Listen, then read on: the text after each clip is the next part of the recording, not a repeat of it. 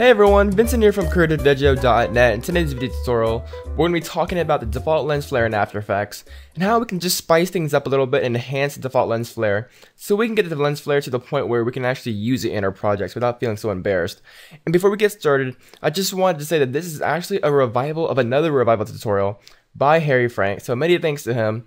Some of the techniques used in this video tutorial was brought over and transferred from his tutorial, so many thanks to Harry Frank once again.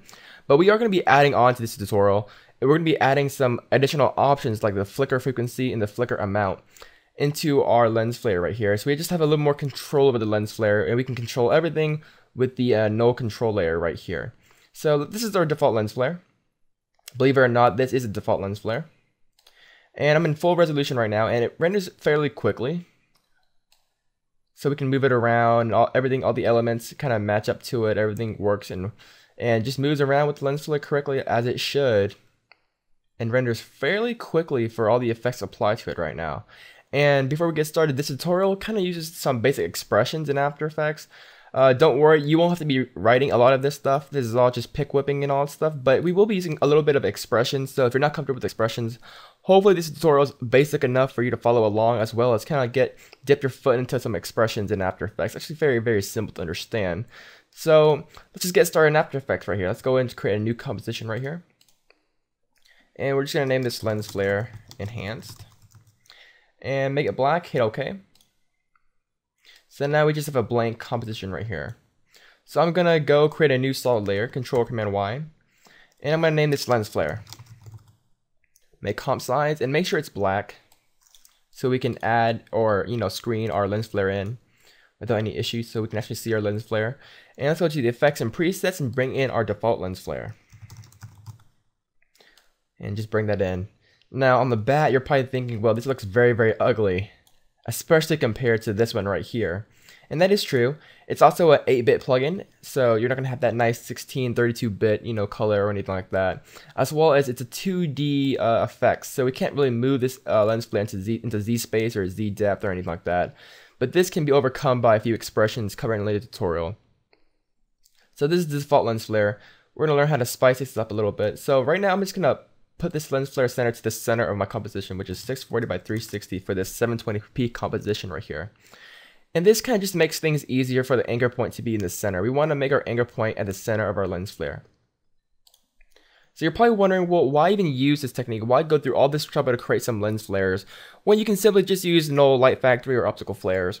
And it's actually very simple because a lot of people do not have Null Light Factory or optical flares, or many people choose not to buy it because they don't use lens flares in their daily workflow or their work on a daily basis. So there's really no point of buying optical flares. But say they got a client recently and that client wants some lens flares in their project. Some people prefer not to shell out, a few $100 to buy a lens flare plugin that they'll only be using like once or twice. So just a little nice way. It's actually possible to get some pretty nice results, some pretty decent results from the default lens flare in After Effects. So the first thing we're going to do is create somewhat of a streak. So kind of like a anamorphic lens flare, but not really. Let's create a new solid layer. We're going to name this streak. We're going to make a comp size and make it white. Hit OK. So I'm just going to shut off the eyeball so we don't see this layer. I'm going to go to get the pen tool right here. I believe it's the G key. And I'm just going to turn the title safe of our little reference point. And what we want to do is kind of use the center as a reference point, kind of just draw a little dot above it. And then go around here and just click here. And then one down here. And then just mirror it to the left. So we kind of have this nice little really skinny diamond right here, and this is going to be our streak, our anamorphic streak. And we just turn on our layer again, you can see that we have this nice white little streak.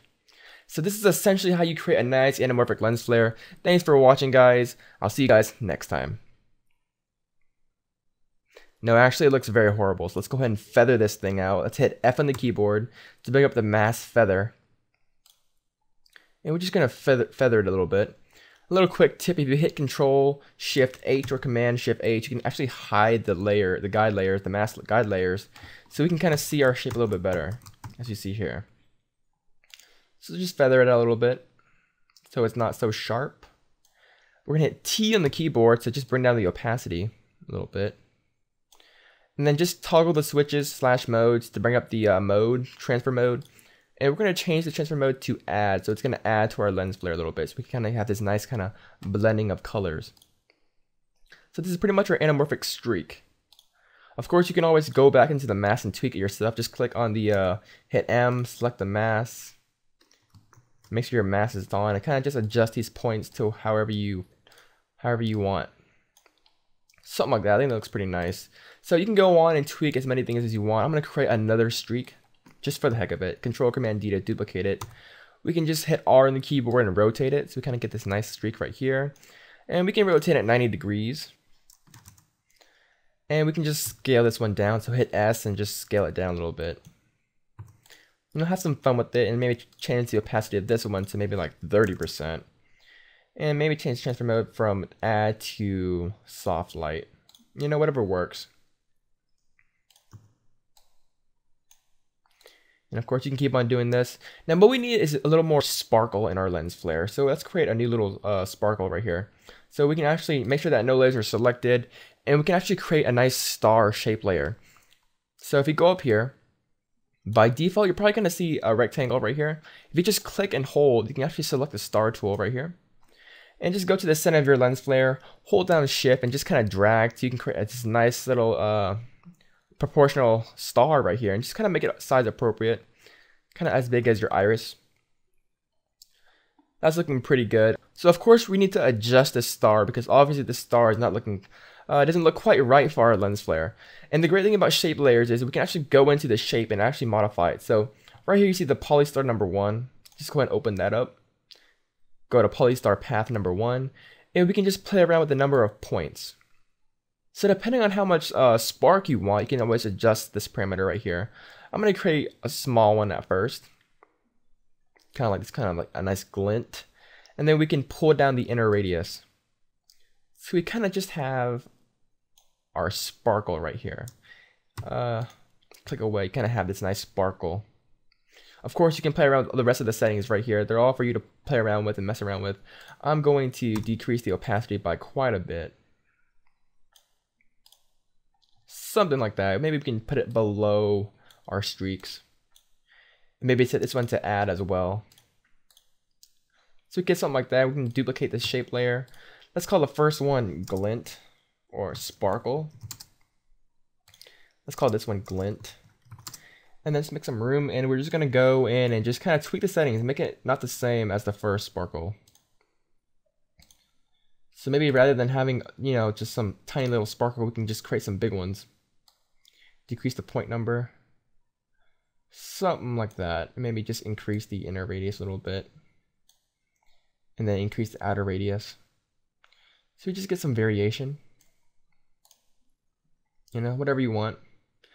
You can also colorize these things by going and applying a fill filter to it, but of course, focus on that a little bit later. So this is pretty much our default lens flare right here.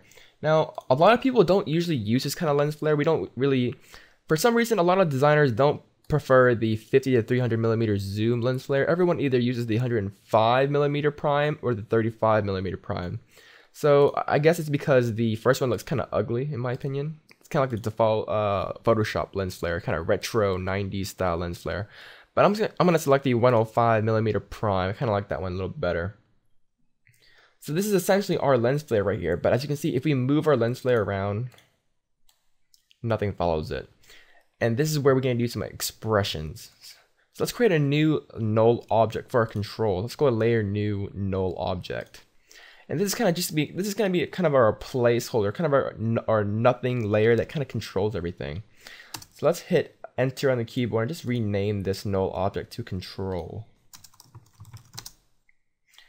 And we're just going to apply a few slider controls to this thing first. Bring the slider control in and just kind of duplicate it a few times. And the first one is going to be brightness. The second one's going to be flicker frequency, then flicker amount, and then ray length. You'll see why in a second. So let's just ignore these for now. Let's go ahead and actually attach all of our objects to our lens flare first. So if you just go down to the toggle down the lens flare, drop down arrow, Go to Effects and go to Lens Flare. You can see we have all the parameters for our lens flare. So essentially what we want to do is we want to center all the positions of our lens flare elements to our flare center. So make sure that all your elements have an anchor point to the center of the lens flare. You can always change the anchor point by going to this tool up here and just kind of center up the anchor point so the anchor point is at the middle of the lens flare. And once you have all that set up, we're ready to kind of link things together. So I'm going to hit the asterisk key to maximize this little panel right here. So our first element is the streaks. So let's just hit P on the keyboard to bring up all the positions for all of our elements. And we're just going to hit Alt or Option. So click on Alt or Option, hold it down, and click on the stopwatch, and it's going to bring up the expression controls for the position parameter. And simply, we're just going to pick whip the position to our lens flare center. And do this for all the layers. So once again, hold Alt or Option, just pick up to the flare center, pick up to the flare center, and pick up to the flare center. So now, if we go ahead and move our lens flare around, our element should move around with it, and it does. So that's looking pretty great, but we're not controlling our lens flare with our control layer. So let's go ahead and set that up right now. So everything is hooked on to our lens flare center, but now we want to hook the lens flare center to our control position. So hit P on the keyboard for the control position, hit Alt or Option for the flare center, for the lens flare, and just pick up the flare center to the position of our null control. So now if we move our control, it moves the lens flare. So this is pretty cool as it is, but this is not very interesting. So the first thing I'm going to do is link up all the positions, and pretty much we want to control all of our lens flare elements, all of our lens flare effects in the control layer, and we have all these sliders to use. So I'm just going to close up all these layers first. And the first thing we want to do is make the brightness slider work. So the first thing we're going to do is toggle down the lens flare again, right here, and you see flare brightness. We want to attach all the elements to the flare brightness first. So let's hit T on the keyboard for all these other extra elements. So we have our opacity set right here. And then we're just gonna pick whip, so hold Alt or Option again, and pick whip the streak opacity to the flare brightness. But notice, if we do that, our opacity for the streak is gonna be 100. So whatever setting the flare brightness is, it's gonna apply that setting or this parameter value to the opacity of this streak. Now, as you can see here, we don't want our streak opacity to be 100. We want it to be 30. So let's just pick whip the opacity to the flare brightness. And if you click away, you can see that it's 100 because this parameter value matches this flare brightness value because they're parented. So if you go down to the expression right here, we can just do -70. You can see that now it's back to 30 again.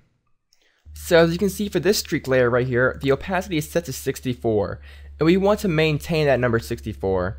So what we're going to do is pick whip this parameter to the flare brightness, except we're going to do -36, and that should keep our opacity number at 64.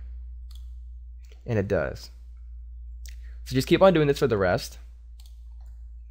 Pick whip this to the flare brightness, -87.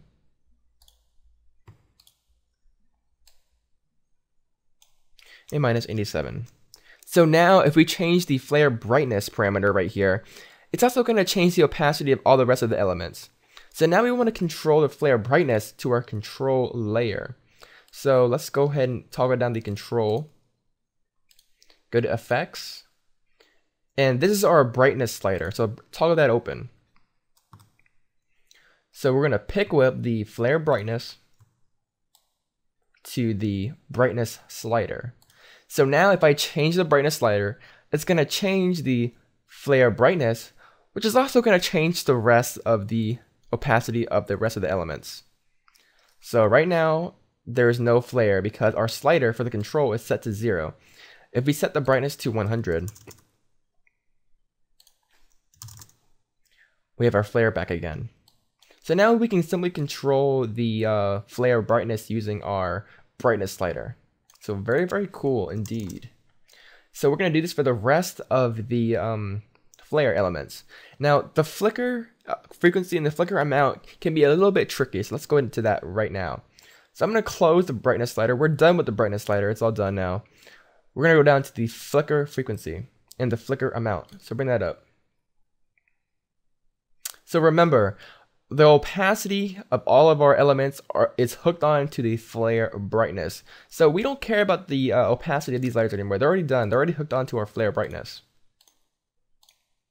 So how do we control the flickering amount for our lens flare? We can obviously play around with the flare brightness by using the wiggle expression. So find the flare brightness parameter right here. And let's bring up the expression control for it. So double click on the expression right here so we can just have some room to type some stuff. Make some room. Alright, so I'm going to add a nice semicolon after this because after every line of expression you need a semicolon. And they want to type in our wiggle expression. So we can wiggle or randomize the flickering. So we can go to wiggle. And usually we would type in a value. So wiggle parentheses 250. Now usually or always, the first number is the frequency or how often does it happen. And the second number is the amount or by how much. So usually we already have predefined numbers. We want it to occur 2 times a second by the amount of 50. Well, we do not want a predefined number. We want to be able to control these numbers easily with our sliders. So rather than having a predefined number, we can erase it and substitute this. So just pick whip to our flicker frequency slider. So rather than having a number for the frequency, we have our flicker frequency slider instead. So for the next value, the 50 right here, I'm going to erase it and just pick whip that to the flicker amount. So now we can control the frequency with our frequency slider as well as the flicker amount by our flicker amount slider right here. And by default, it kind of just creates a nice parentheses for you and everything just works fine. So right now there's no flickering because our slider has no flickering. So I'm gonna just say make this 5. So it's gonna flicker 5 times. And the amount, let's just say, let's wiggle the opacity by 30. So now our lens flare changes, and if you do a RAM preview, you can see that we added a nice flickering feature or option to our lens flare. So pretty easy to do with some basic expression. So the lens flare is looking okay, but things look kind of too sharp still, and we can apply a nice lens blur to this, but I'm not going to do that. I'm going to apply a nice shine to this. You can use CC light ray, I believe, CC light burst or CC radial fast blur. So let's create a new adjustment layer. And we can just call this one shine. And I'm using shine because I have it and it's a lot faster to render. And I'm sure everyone has shine. I mean, it doesn't matter who you are, if you're a visual effects artist or motion graphics designer, most people have the trap code suite in their possession. If not, just use CC radial fast blur. So drag and shine, and by default it looks kind of crazy right here. We want to set the transfer mode from normal or none to add. Alright, so we have shine and everything looks kind of neat. So notice how if I move our lens flare, the shine doesn't really follow our lens flare appropriately. It kind of just shines to the center. And that's because the center of shine is not matching with our center lens flare. And we can easily fix that. So I'm just going to reset it. And let's go to shine, toggle down shine. Toggle down the effects, toggle down shine again, and you see that we have the source point, the center point of our shine. So we need to match that up with our default flare center. So pretty simple, just pick whip the source point of shine to our flare center, and now everything should match up just fine if we move our control layer.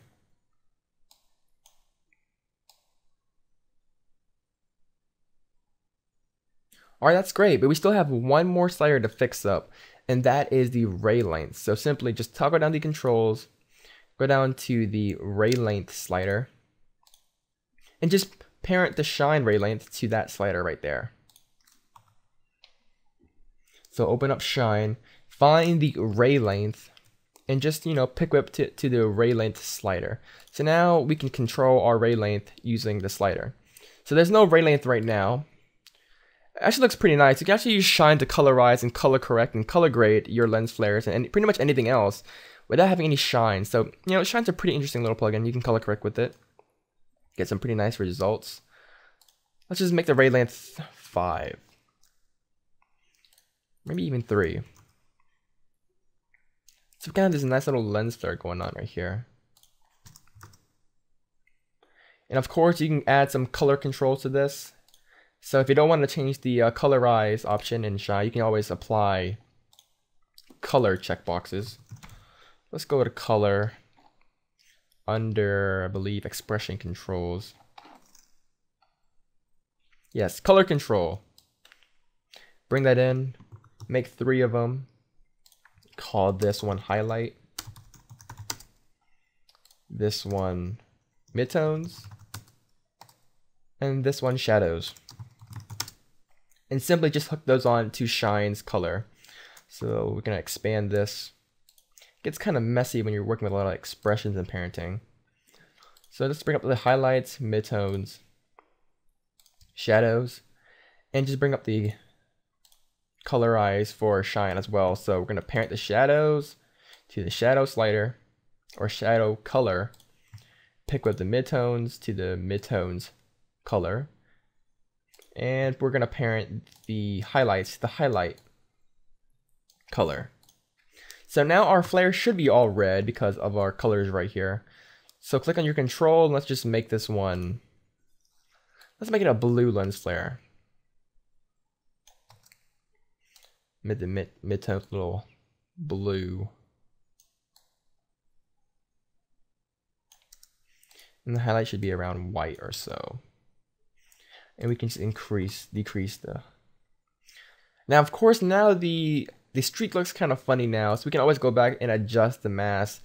So don't feel restricted about the tweaking. You can always add more irises, you can add more polygons, you can create some nice bokeh, you know, lens elements, grimes, more irises, as I said before, and you know, add more streaks.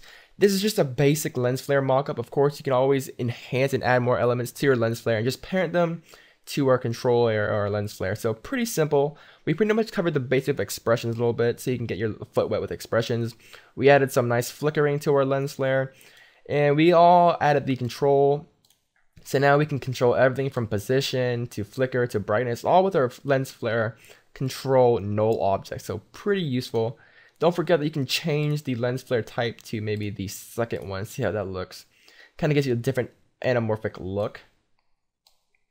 And please do not forget to color correct. You do not have to make all these elements white. You can always color correct these things to be purple, blue, green, you know, whatever you want. So make sure you color correct. Make sure you add more elements. Make sure you kind of randomize these things a little bit. And don't forget to play around with this because this is all experimental. Hopefully this is good enough for your project, and hopefully you can actually make the default lens flare in After Effects a little more useful. And don't forget to thank Harry Frank for some of the techniques shown in this video tutorial. Many thanks to Harry Frank. Thank you for watching, guys. My name is Vincent Wynn from Creative Dojo. If you want to see more tutorials, visit creativedojo.net for more tutorials. And if you like this tutorial, leave your feedback comments down below. If you have any questions, leave your feedback comments down below. Thanks for watching, guys. I'll see you in the next video tutorial. Bye.